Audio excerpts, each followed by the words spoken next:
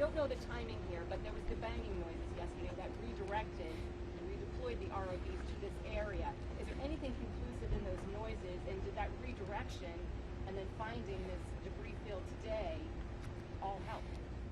So throughout the search efforts, we reacted to the information that we had available to us, and while we continued to send it off for deeper analysis. Again, really complex operating environment for us to work in.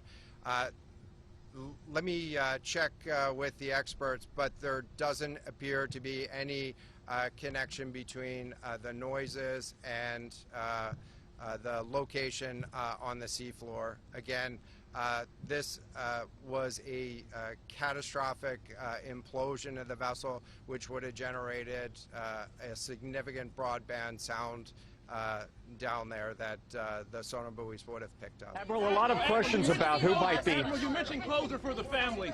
Admiral, can I just ask you about your comment regarding the families?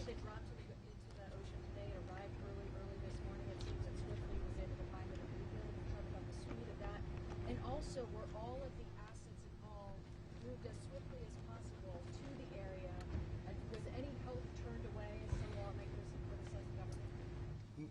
This was a incredibly complex operation, and we were able to mobilize an immense amount of gear to the site in just a really remarkable amount of time, given the fact that we started without any sort of vessel response plan for this or any sort of pre-stage resources. And so the equipment that was brought on site this morning that we were using was a pelagic ROV capable of operating at 6,000 meters, cameras, sonar, other articulating arms and resources on it.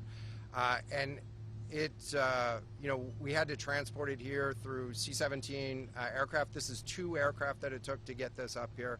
And so we've really had the right gear on site and worked as swiftly as possible to bring all of the capabilities that we had to bear to this search and rescue effort. And it was just a huge international and interagency effort to make this happen.